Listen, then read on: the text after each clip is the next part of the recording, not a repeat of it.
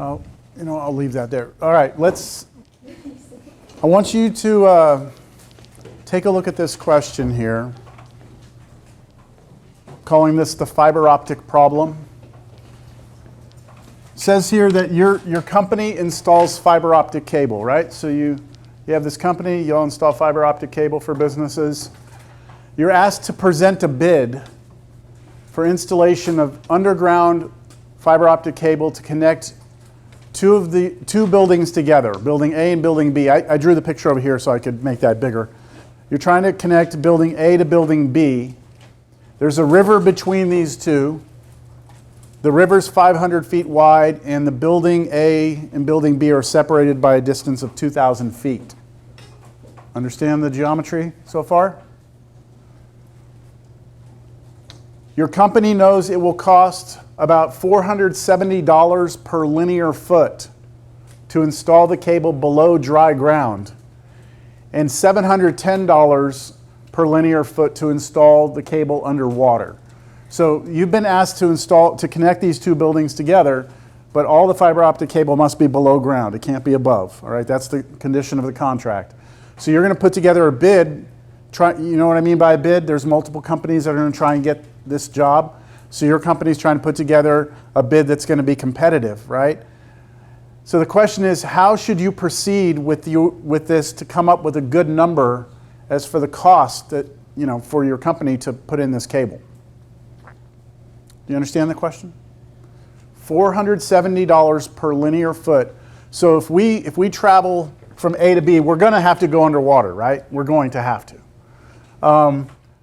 Every time we travel along the side of the river, it's going to cost us $470 per linear foot.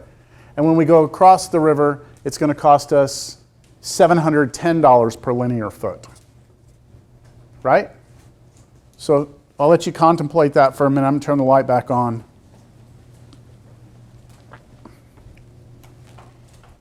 I'm giving you this problem because I was asked, kind of what's the point of all this, right? Believe it or not, this is the problem that we just did. Not the problem, but it is a problem where you have a function, you're trying to find its absolute max and min on a closed interval. So how does this become that? So are there any ideas, just to start out? And just anything that anyone wants to contribute here? Any ideas on how we should proceed connecting A to B? Let's start drawing something here. Any ideas?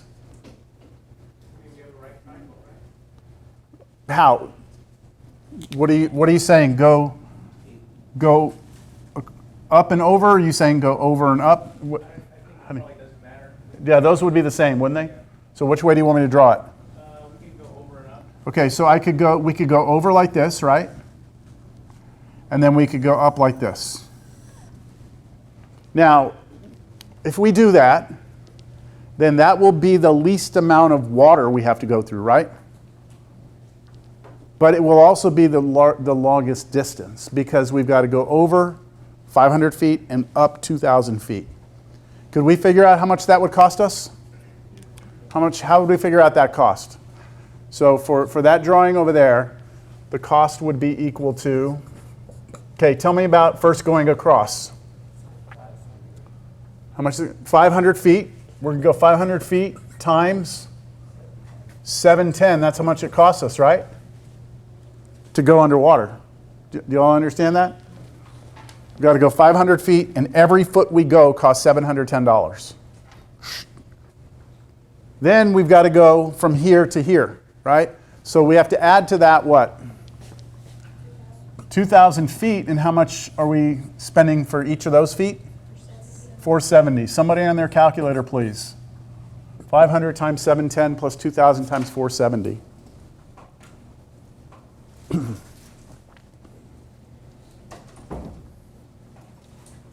No? I did the diagonal. Oh, okay, we'll come to that next. Wait, say it again. 449,000. Even?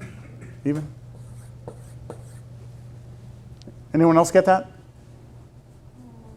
Wait, I missed a zero. Okay, yeah, that didn't look familiar to me. 1,295,000 even? Okay, 1,295,000 is what it's going to cost us to go and do it that way, right? Now, of course, that's not the bid we would present because we want to make money, right? So we had to pay ourselves to do the job. We're not working to break even. But that's the cost for us, right? That's one option. Okay, is there another option? Did someone's going underwater? Like, how do you mean? Can we do the Pythagorean theorem to do a triangle and cut? Do you mean just go here to here? Yeah. Just go diagonally, straight across? Okay, that would be another option, wouldn't it? Just go here to here. Now, what's the advantage of this? Shortest distance. What's the disadvantage? It's all underwater, right? But let's see what that costs, right? What's that cost? Sorry to do this in green, but it would be, what's the distance? Well, we'd have to figure out that distance, wouldn't we? So you found that distance by doing Pythagorean like this. This 500, this 2,000, and then you can solve for C. And what did you get? I rounded it up to 2,062. 2,062. Let's go ahead and use that. If we're off by a couple, that's fine. 2,062. That okay with everyone? So the cost for doing it this way would be what? That distance, 2,062, but all times 710, which is 1,464,020. All right, it's more expensive that way. Shorter distance, but more cost. So what should we do?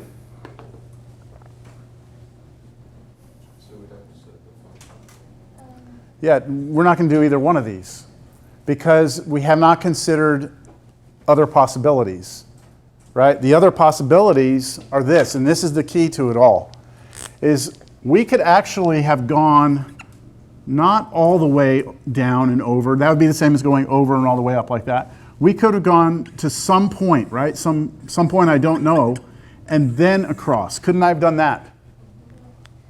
And that's going to have some cost associated with it, right? So what I'm going to do is I'm going to call this distance from here to here, let's call that x. I don't know what that is yet, right? But what could you tell me? I'm going to take this off the center so I can put this more on camera.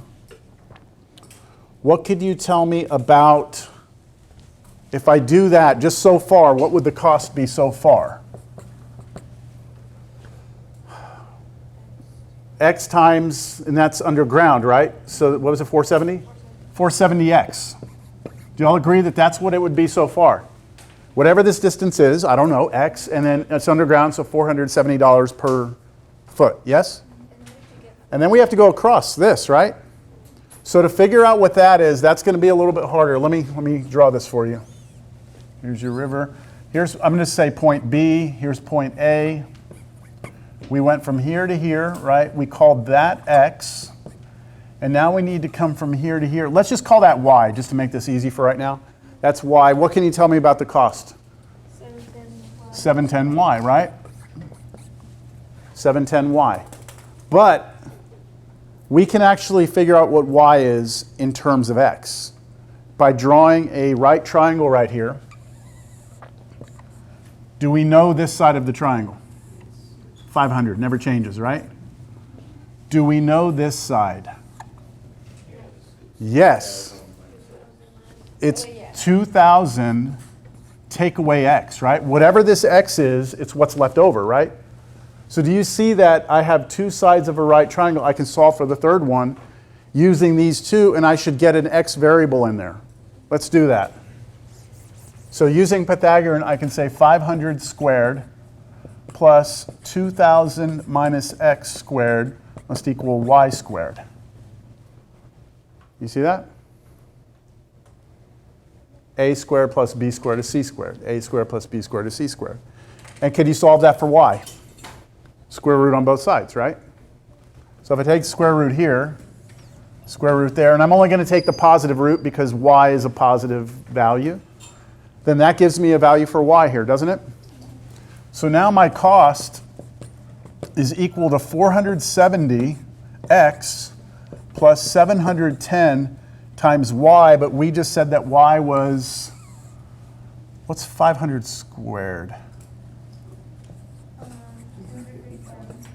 250,000 plus, I'm not going to square this one, 2,000 minus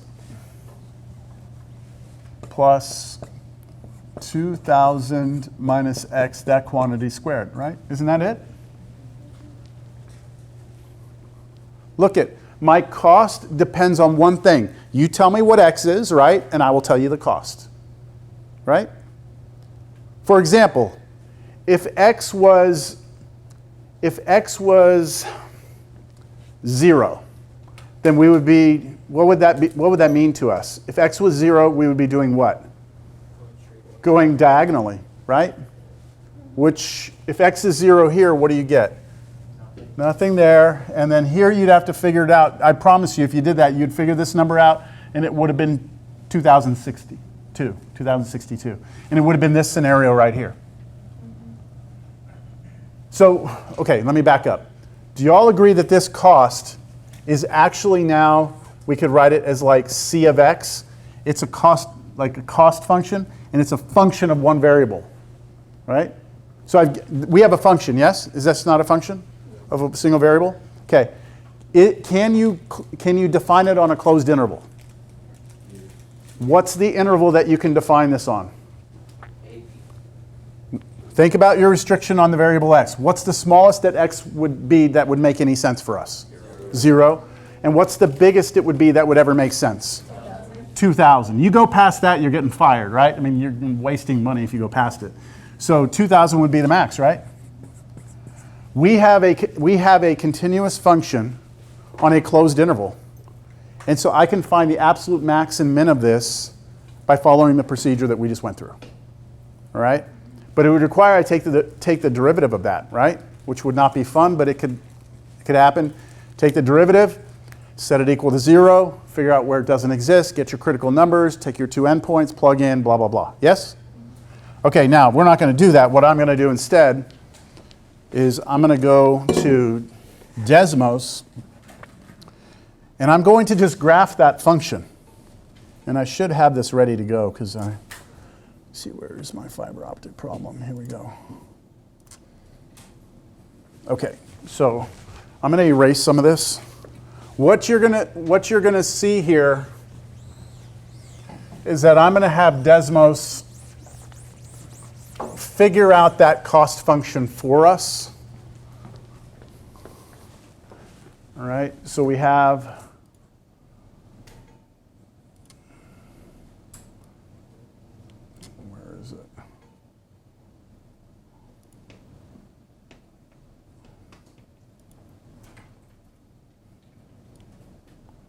okay, there's our different extremes, right? We could have x is 0, which was just diagonally, or we could go all the way up to 2,000 and go straight across, right?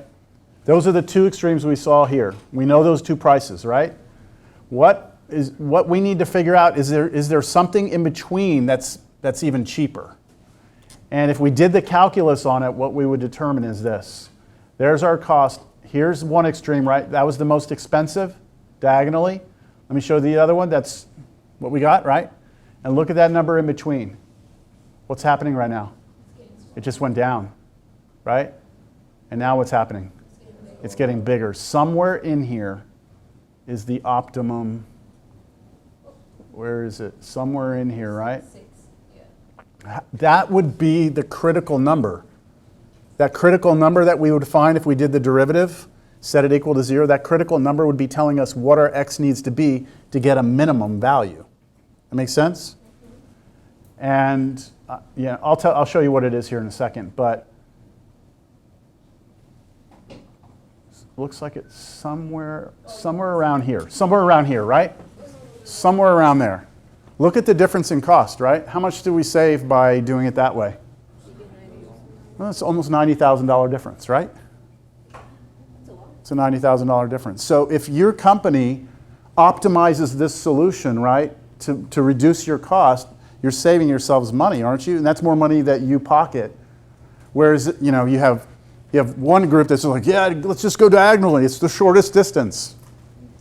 right? And then you got the other groups like, no, we'll go this way and this way because it's the most underground. And they can argue about it all day long, you know, but if you don't have calculus, you can't do this, right? You can't, this is called optimization. So the problem breaks down to be just function, closed interval method. Does that help? Okay.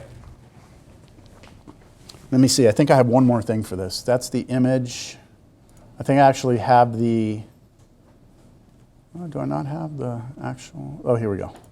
This is the actual graph of that function. So that's the cost function. And you can see here the minimum is right there. So that is the absolute minimum. What we would do is we would go 1,558 feet down and then just go straight across. If we do that, it will cost us $1,206,082 roughly, which again is, you know, about $90,000 cheaper. All right. Let's do another example. I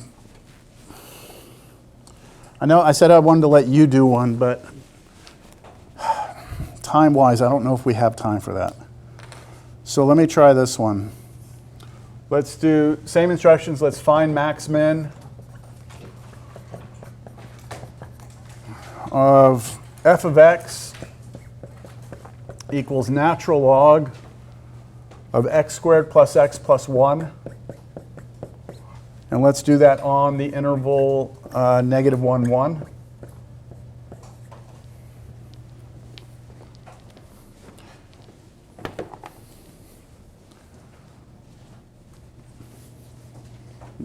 Now, we have a bit of a tricky question here. That's why I want to show this to you. It's a little bit tricky.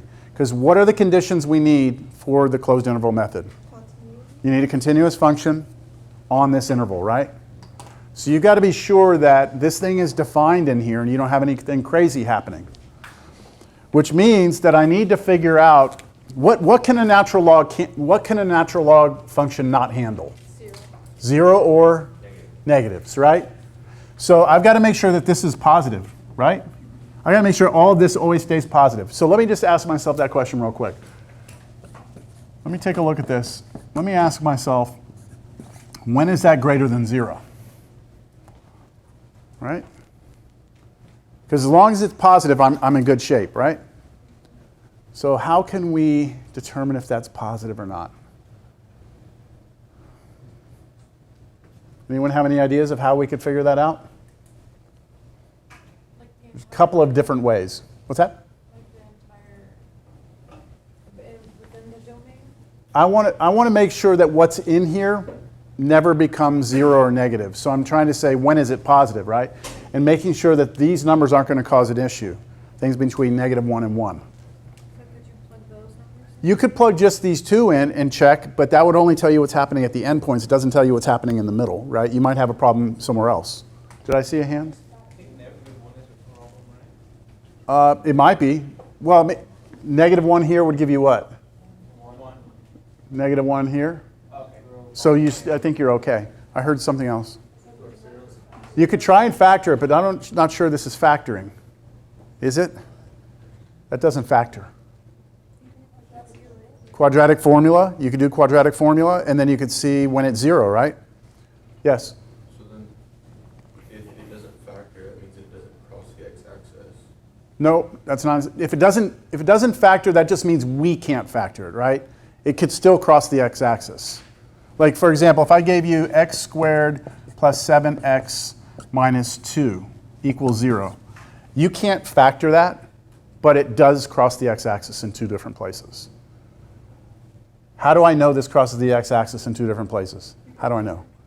Because if I did the quadratic formula, in the quadratic formula, I would have this thing right here in the quadratic formula. Remember that thing? If this turns out to be positive, if this thing turns out to be positive, we have two different answers, right? If it turns out to be 0, that means we only have one x-intercept. If it turns out to be negative, that means we have no x-intercepts. So if you tried to plug in 7 here and negative 2 and for C and 1 for A, you would get a positive number here. So we get two solutions.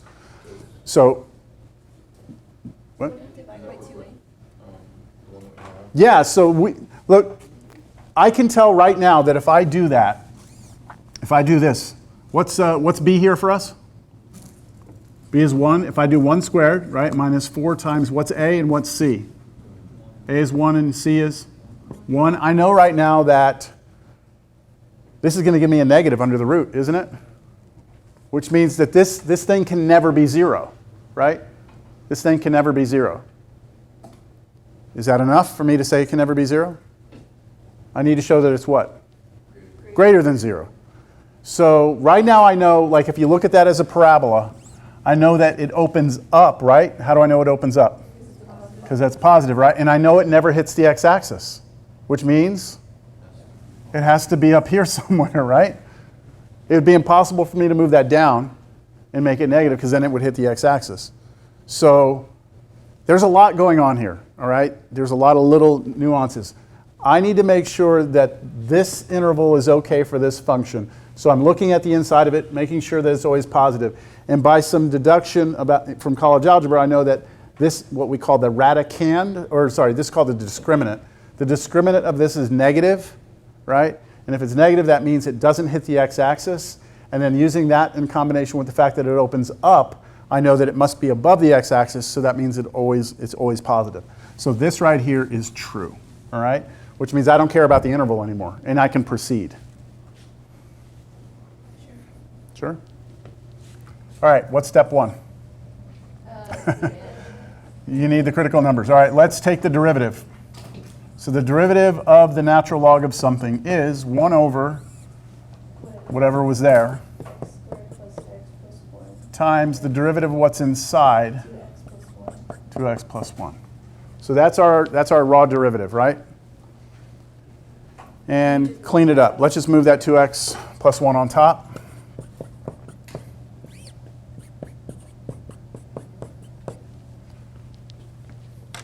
So look, all of this, I hope you understand, all of this was just to verify that we can use the method, right? That this was a continuous function on a closed interval. All right, what are we doing? Equal to 0. Yeah, figure out where that's 0 and where it doesn't exist. All right, so is it ever 0? Well, the derivative